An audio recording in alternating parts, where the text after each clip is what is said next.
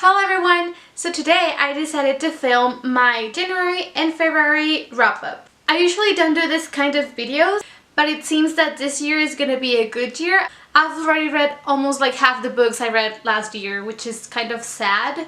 But it's also exciting because I feel like I'm going back to like reading a lot and actually enjoying it, so that's amazing! I just want to say real quick that this last weekend was kind of disappointing. There were some things that were a little bit disappointing and sad, and that's a thing for a different video that I'm planning on doing and probably uploading later this week or next week. So I've been listening to the music that makes me feel better, and that is technically anything by Ben Pasek and Justin Paul, which are the ones that wrote the music and lyrics for Dear Evan Hansen and The Greatest Showman, also La La Land.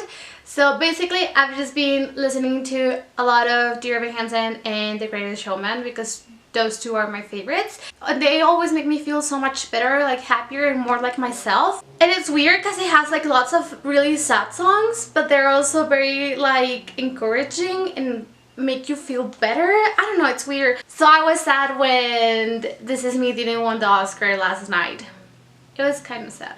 I was so happy for Coco. Remember me? Because I'm a Mexican, you know, by my accent. I was so happy that Coco won like Best Animated Movie and Best Song. It made me proud of my traditions and all that. It was also really cool seeing Guillermo del Toro win for Best Director. So it was so much fun seeing all of these like Mexicans at the Oscars. It was incredible, but I really wanted This Is Me to win. It was sad. Okay, so moving on to something not so disappointing, let's talk about books. I was lucky to read some really good books this past 2 months, so let's talk about them. The first book I read this year was Alex and Eliza, and I started it like summer last year, and then I stopped like midway through it, and I picked it up again at the beginning of the year, and I was able to finish it, and it was really cool. I really enjoyed it. However, it wasn't 5 stars for me. It was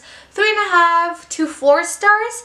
It was a little bit slow in some moments and just like hard to read, not in like not hard to follow, but just like hard to keep reading. I don't know if it makes sense. But anyway, I'm really excited for the sequel to come out. I want to read it and hopefully I'll enjoy it. Next are all of the books that I read for the Bibliothon, which I already mentioned in my wrap-up, so I'm just gonna talk about them really fast, just tell you my rating and just like a little bit of what I thought of them. The first one was the group book, which was Otherworld, and I gave it 4.5 stars.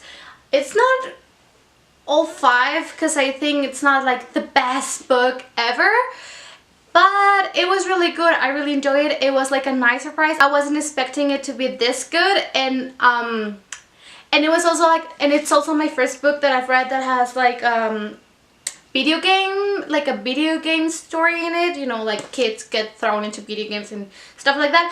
So it was really fun. Now I really want to read more books that involve that same theme, and I can't wait for the sequel as well. I don't know what's going on with these books that have sequels and they're not out yet. Like, I need them. Next, I have Mosquitoland. This was also for the Bibliothon. It completed a challenge, and I gave it 3.5 to 4 stars. I know this is weird. I just keep giving like 2 ratings to all of them, but I can't decide. It's hard for me to rate books. I think it's hard because I think of like the people that work on this book and like the people that actually love this book. So I just hate like being rude or something. I don't know. It's weird. But I'm still keeping it honest. Like, it truly is like 3.5 stars. It's more like 3.5 than 4. Okay, yeah. I really enjoyed it. I related to the main character a lot. I laughed a lot with this book. It was so much fun. And yeah, and it kept me wanting more. Like, I wanted to know more of the story. Like, I didn't want it to end.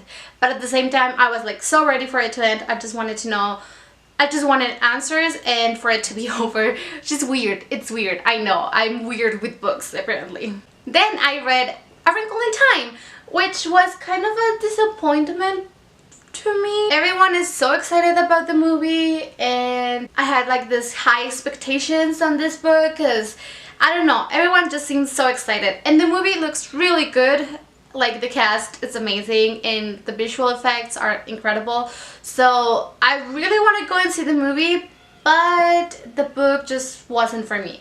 Maybe if I was younger I would have enjoyed it more. I don't know. So I gave it 3 stars. It was just hard to finish. It was slow. I felt bored in some parts. So yeah, I don't know. It wasn't for me. Then I read The Tales of Beetle the Bard. This was so much fun. I loved this book. It was so easy to read. It was fast. It was like so many like fun magical stories. And yeah, it was great. It was like the lift me up I needed. And this is the book that I want to read to my children when I'm older. Yeah, not now. Not ready to have children yet, but yeah, sometimes when you read a lot, you think about like the books you want to read to your children. Anyone else? Just me? Yep. I hope I'm not the only one. Yeah, let's move on. Finally, the last book I read in March, and I think it's like the only book I read in March. Sorry, my cat is doing something weird over there and I'm just like staring at her. It's so funny. Okay, sorry. The last book I read in this past 2 months, and I think it's the only book I read in March. I'm sorry, school is hard. I have to read a lot for school, so it's just like either I read for fun or I read for school, and priorities. I think I have my priorities straight though. School first. Always. But anyway, this is my new favorite book. I love it. I can't wait to go and see the movie. Like, I just need to go and see it now. I'm so jealous of everyone going to the early screenings. There is none close by to me, which is so upsetting. I need this movie now. And that is Simon versus the Homo Sapiens Agenda. So long, it's a long title, but the movie is Love, Simon, so that's easier. I can see why they changed it. Yeah, this book was just amazing. I love it. It's my new favorite book. It was so diverse. And I think you can find at least one thing to relate to it in this book. Like one trait from one character at least. Like I don't know. I